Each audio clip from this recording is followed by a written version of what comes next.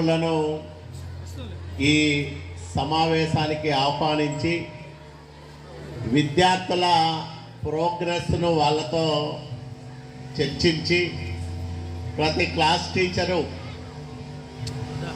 విద్యార్థుల తల్లిదండ్రులతో మాట్లాడి వాళ్ళ పిల్లలు ఏ విధంగా చదువుకుంటున్నారు, నడవడిక ముఖ్యంగా చదువుతో పాటు క్యారెక్టర్ చాలా ముఖ్యం, వాళ్ళ ప్రవర్తన, వ్యక్తిగతమైన క్రమశిక్షణ ఇవన్నీ కూడా ఎట్లా ఉన్నాయనేది తల్లిదండ్రులతో చర్చిస్తే తల్లిదండ్రులు ఉపాధ్యాయులు కలిసి ఆ పిల్లలను ఉత్తమ పౌరులుగా తీర్చిదిద్దేదానికి ఈ మెగా పీటీఎం అనేది ఒక అద్భుతమైన వేదికగా ఉపయోగపడుతుందని నేను బలంగా నమ్ముతా ఉన్నా. ఈ రాష్ట్రంలో విద్యాశాఖ మంత్రిగా నారా లోకేష్ బాబు గారు కార్పొరేట్ పాఠశాలలకు ఎక్కడా తగ్గకుండా స్కూలు డ్రెస్ విషయంలోనైతేనేమి, బ్యాగులు, అట్లాగే మీకు పుస్తకాలు ఇవన్నీ కూడా చాలా నాణ్యమైన పుస్తకాలు కానీ, బ్యాగులు కానీ, డ్రెస్సులు కానీ నాణ్యమైనవి అందించారు.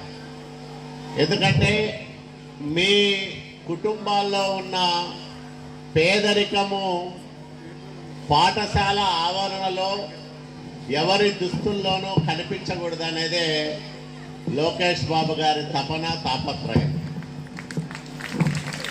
మీరు మీ ఇళ్లల్లో మీ కుటుంబాలతో ఎట్లా ఉన్నా ఇక్కడ అందరూ సమానమే.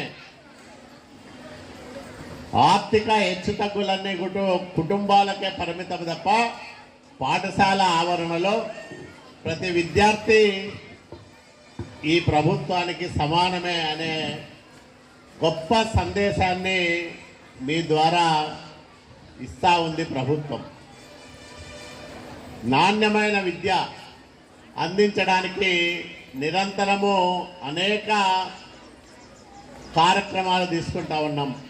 విద్యతో పాటు ఉపాధినిచ్చే వ్యాపకాల వైపు విద్యార్థులకు తర్ఫీదు ఇస్తూ వాటిలో తగిన ప్రావీణ్యం సాధించడానికి దోహదం చేస్తూ ఉన్నాం. అంటే ఒక సమగ్రమైన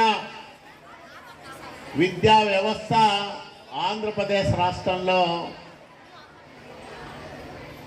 నిర్మించడానికి ప్రభుత్వం, ముఖ్యంగా మీ మంత్రి నారా లోకేష్ బాబు గారు పనిచేస్తూ ఉన్నారు. నాకు బలమైన నమ్మకం ఉంది. ఇందాక మీ హెడ్ మాస్టర్ గారు చెప్పారు 1100 పైచిలుకు నుంచి ఈరోజు 1412 మంది, 1400కి పెరిగింది విద్యార్థుల సంఖ్య. అంటే ఒక పాఠశాలలో దాదాపు 200 మంది విద్యార్థినులు, అందులో బాలికలు పెరగడం అనేది చాలా అరుదైన అంశం.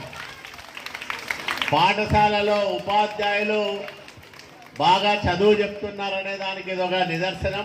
Local to global news at your finger tips. మీ చేతిలో ఒక ఆయుధం. Download Raw TV app. Media legend Ravi Prakash is back.